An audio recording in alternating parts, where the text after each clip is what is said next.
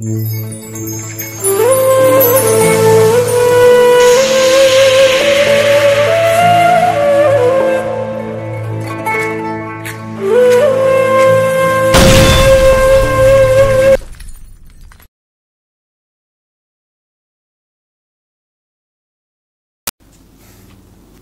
kita lanjutkan tentang tadi sempat disinggung tentang ada mujtahid mustaqil, ada mujtahid muntasib.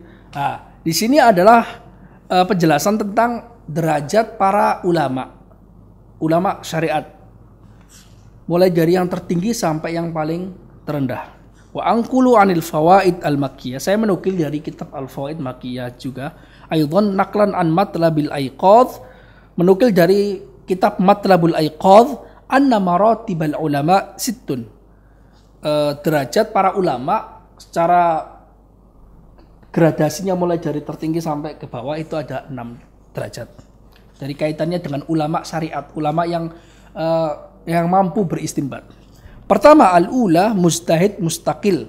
Mujtahid mutlak mustaqil. Yang pertama, kal arba'ah wa adrobihim, seperti Imam 4, Abu Hanifah, Imam Malik, Imam Syafi'i, Imam Ahmad Ibnu Hambal, dan ulama-ulama yang selevel dengan beliau, misalnya Ibnu Jarir, Imam Dawud, kemudian Sufyan Ats-Tsauri, kemudian Hasan Al-Basri dan sebagainya. Kebanyakan ulama tabi'in itu seluruhnya selevel dengan Imam Syafi'i, selevel.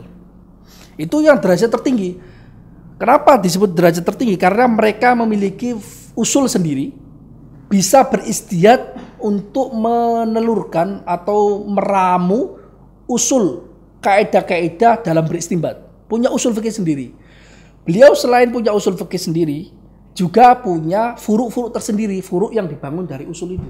Jadi ada metodenya, bisa beristihad metode, juga beristihad konklusinya. Jadi seperti itu. Kemudian yang derajat kedua, atsaniyah mutlaqun muntasib kal Muzani, yaitu mujtahid mutlak, tapi dia masih muntasib.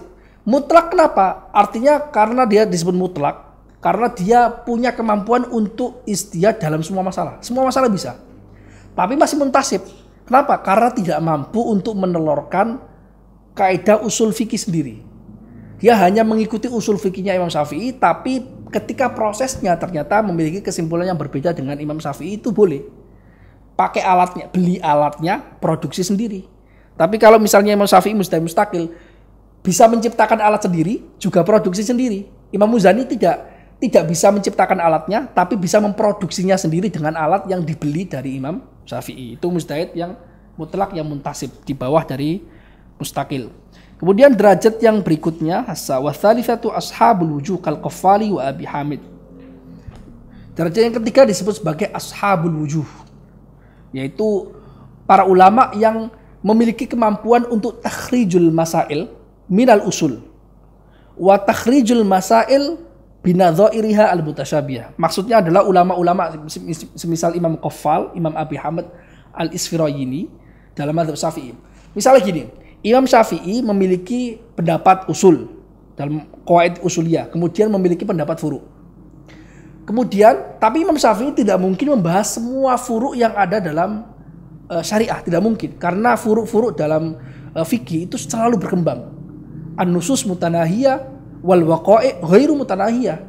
Nas Al-Quran Sunnah, kaidah usul fikih itu terbatas. Tapi kejadian-kejadian yang baru itu terus berkembang.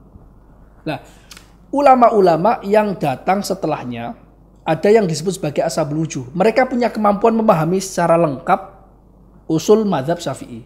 Mereka juga punya kemampuan memahami secara lengkap furuk-furuk yang ditelurkan oleh Imam Syafi'i.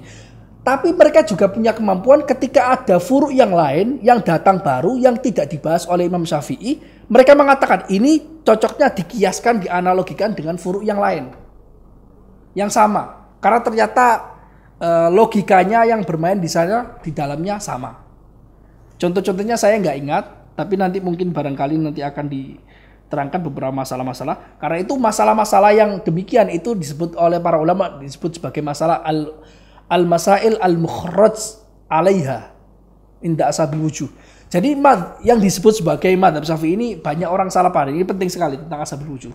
Banyak orang salah paham memahami tentang hakikat mazhab. Mazhab itu jangan dikira hanya murni pendapat Imam Syafi'i.